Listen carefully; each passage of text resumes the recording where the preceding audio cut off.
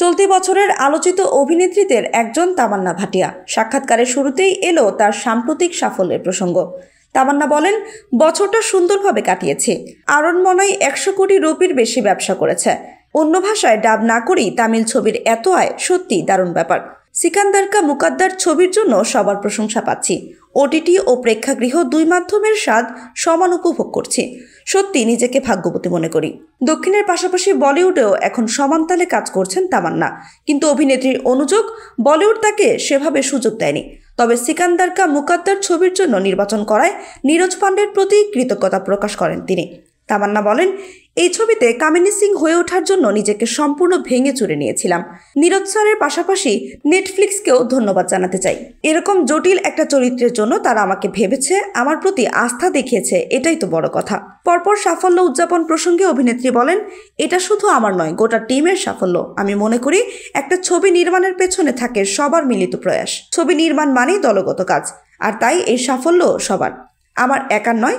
একার দ্বারা একটা গোটা ছবি নির্মাণ করা কখনোই সম্ভব নয়। তামান্নাকে বৈচিত্র্যময় সব কাজে দেখা যায়।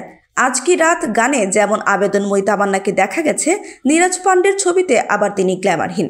অভিনেত্রী বলেন, দক্ষিণে নানা স্বাদের প্রকল্পে কাজ করে নিজেকে প্রমাণ করেছি। এবার বলিউডেও তা করে দেখাতে চাই। একটা প্রকল্প নির্বাচনের আগে কি দেখেন একটু ভেবে তামান্না বলেন, শুধু চিত্রনাট্য বা গল্প নয়, পরিচালককে সেটা অবশ্যই দেখি।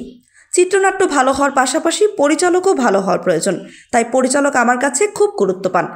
আর আমি কোনো চিত্রনাট্য শোনার সময় নিজেকে দর্শকের আসনে বসাই। এমন প্রকল্পে নিজেকে দেখতে চাই যেখানে আমি নিজেকেই ভুলে যাব। দর্শক হিসেবে কোন ধরনের ছবি বা সিরিজ পছন্দ করেন অভিনেত্রী? তার জবাব, কান্নাকাটি দেখতে একদমই পছন্দ করি না। দর্শক হিসেবে চাই ভরপুর বিনোদন। কোনো ছবি বা সিরিজ দেখার সময় আশপাশের দুনিয়া, এমনকি নিজেকেও ভুলে যেতে চাই, ছবির দুনিয়ায় হারিয়ে যেতে চাই। তামান্না মনে করেন, কোভিডের পর বিনোদন দুনিয়ায় অনেক বদল এসেছে। তার মতে, এখন ছবিতে প্রযুক্তির ব্যবহার অনেক বেড়ে গেছে।